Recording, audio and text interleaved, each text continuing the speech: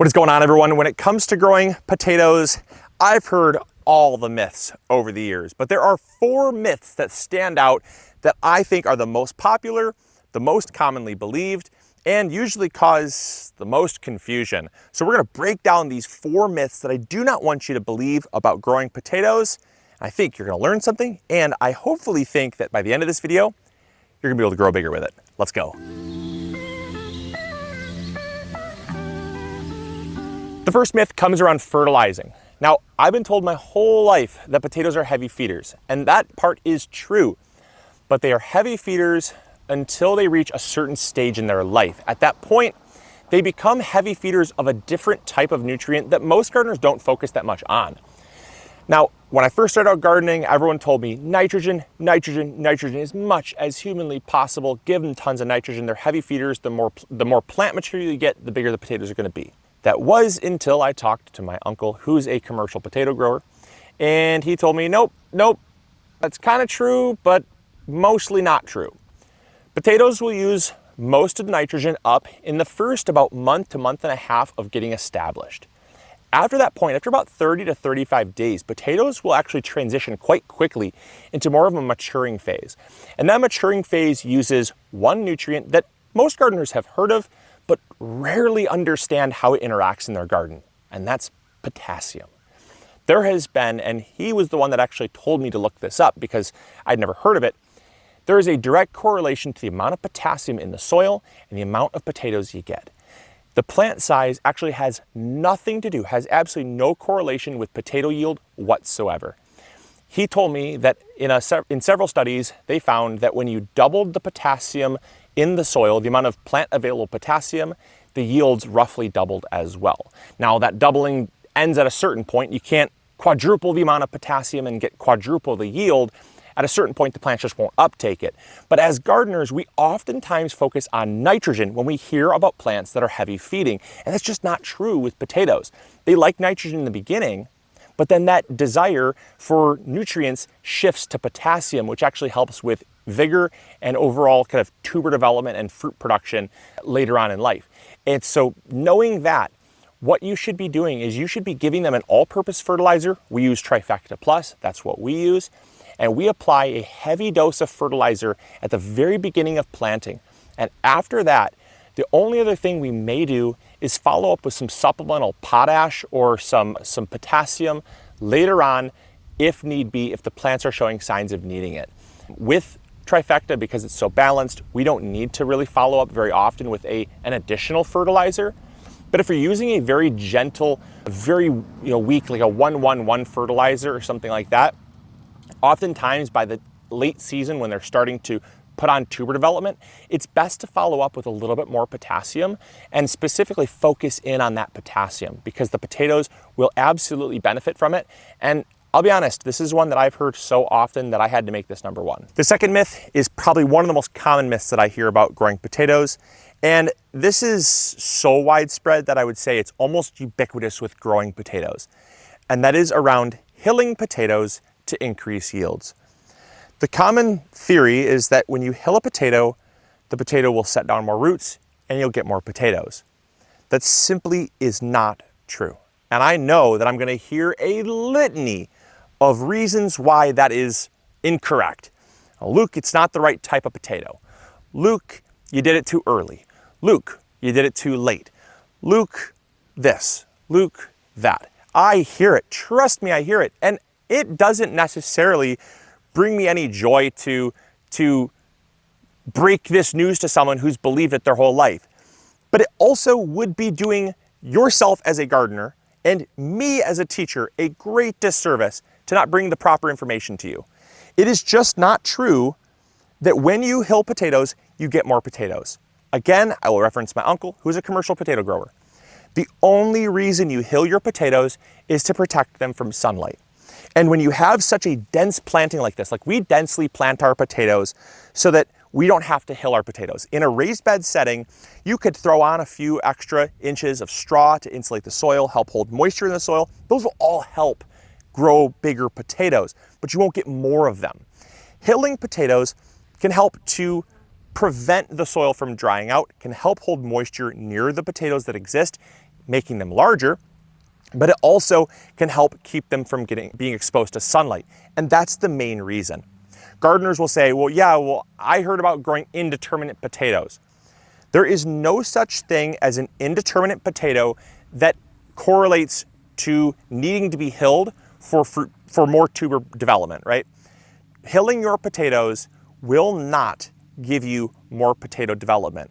What gardeners often see are the potato towers online.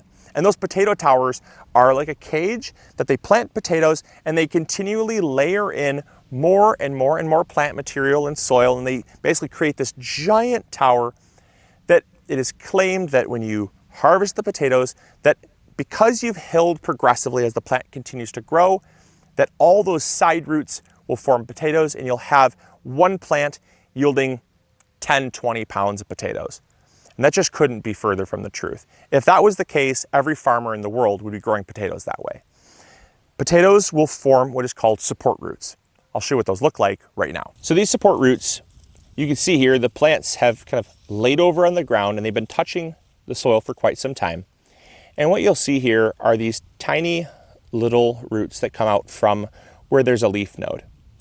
Now, these plants, I can dig down and you'll notice there's roots forming. There's no roots forming.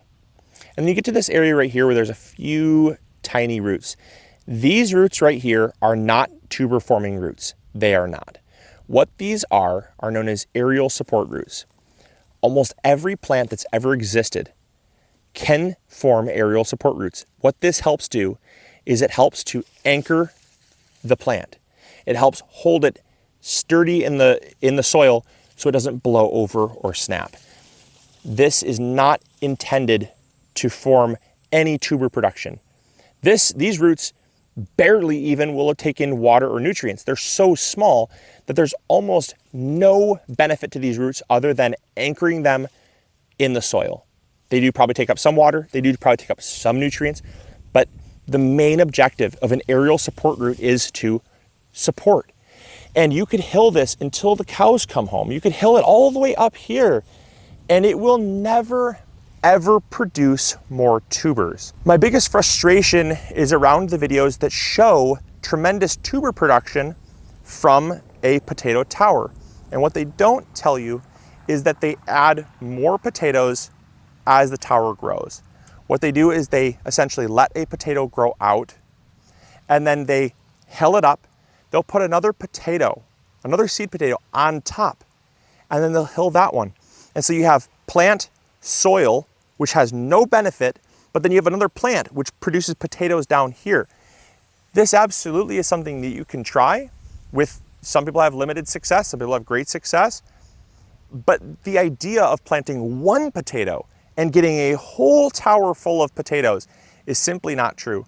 And this has been a myth that has been going on. I'll be honest, I blame Pinterest. I think Pinterest was the very first place where this really went viral and blew up.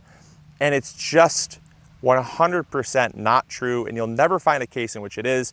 And like I said, if it was true, every farmer in the world would be growing this way. Biologically, they do not form tuber-producing roots all up and down the stem. The final thing I'll say about this, and we'll lay this to rest, probably until next year, we'll probably bring it up again because it always comes into our inbox, the idea of indeterminate potatoes. Indeterminate potatoes, these are in the nightshade family. So are tomatoes. Tomatoes have determinate and indeterminate tomatoes.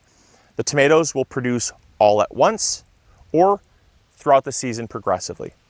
You have some cases in which someone will say their potato is determinate or indeterminate.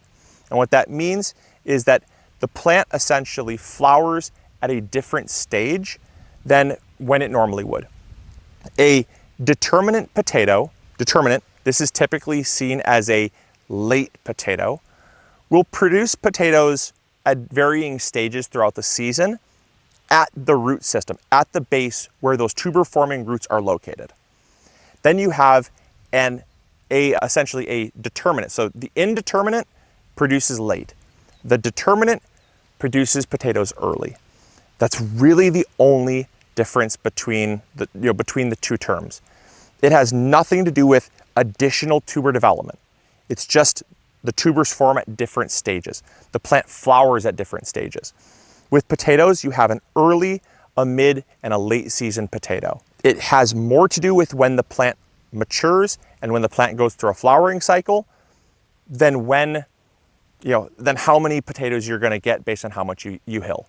And that is a hard pill for a lot of people to swallow, especially because it's so prevalent. But again, every year we bring this up, every single year. It's just not true. The third most common myth that I hear, and this one is almost as common as the hilling one, and that is that when your potatoes are flowering, they're ready to be harvested. Now, I've heard this one since the very day I started gardening. And the very first time I started growing potatoes, I applied this myth and I thought, my potatoes, there are some, but they're not nearly as big as I was expecting. And that's because when your potatoes flower, it is an indication of maturity, but it's not an indication that your potatoes are ready to be harvested. The reason why is because the flowers are the fruiting body of the potato. If these get pollinated, they will form what's called potato berries. And these green potatoes that will have viable seeds inside that you can actually grow, believe it or not, a potato from those seeds. It's really cool. In fact, in some places you can find potato seeds, and it's just a more of a novelty, a way to grow potatoes. But that is the whole point in which these are flowering, is so that it can produce potato berries. The plant itself needs to stay alive long enough for those potato berries to form and form viable fruit. It's no different than as if it was forming a tomato. Now, when your tomatoes flower, are you harvesting red tomatoes? No. When your tomatoes flower, it's showing that they are at maturing age when they can produce fruit. You still have to wait for those tomatoes to form, then wait for those tomatoes to ripen in order to harvest the tomatoes. And so when your potatoes flower, it is an indication of maturity. Yes, you can start to harvest young baby potatoes at that stage, but your plant's flowering has absolutely zero bearing on when a harvest can be achieved. You're going to want to wait for your plants to turn about 50% brown, if not completely brown, and fall over. I typically go by the 50% mark because here in Michigan, oftentimes when our plants get too brown and they really lay down flat and it gets completely dead, it's usually pretty wet and cold at that point, and we sometimes will have problems with potato rot because the soil just stays wet for so long that I often opt to harvest my potatoes a little bit sooner. But when they're flowering, the plants are completely green still. There's absolutely no reason why I would want to harvest my potatoes right now unless I only want teeny tiny little itty bitty potatoes.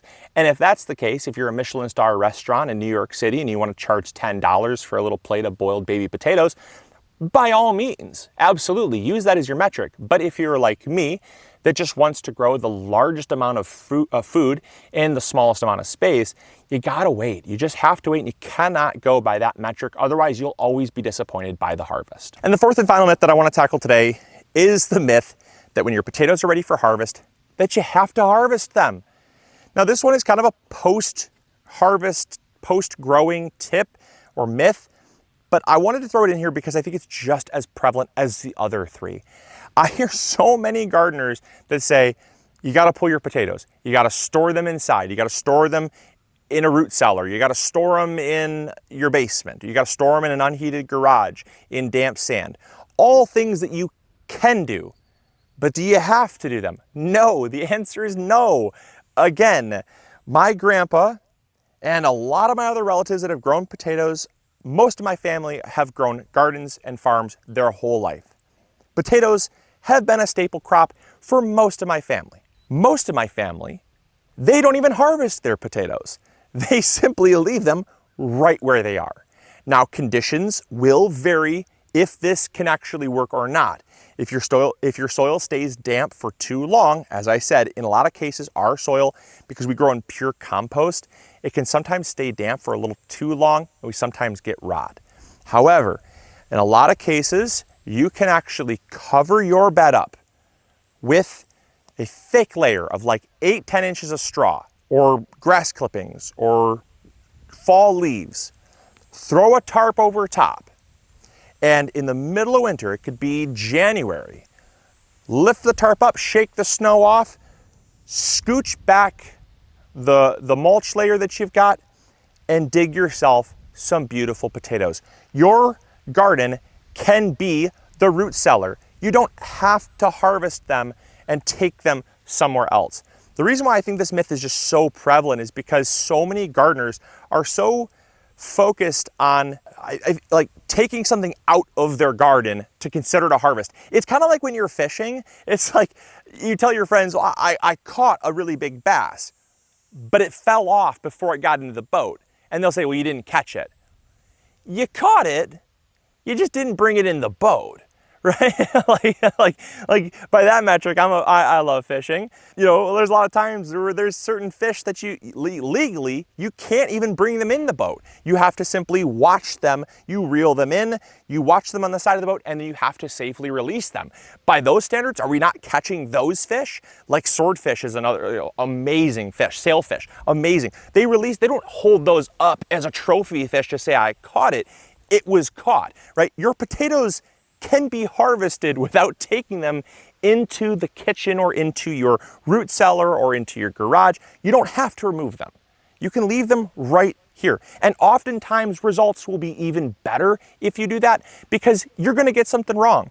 Your humidity is going to be off, your temperature is going to be off, your moisture is going to be off, and it's going to lead to rot or dry or raisiny potatoes that you're not even able to eat anyways.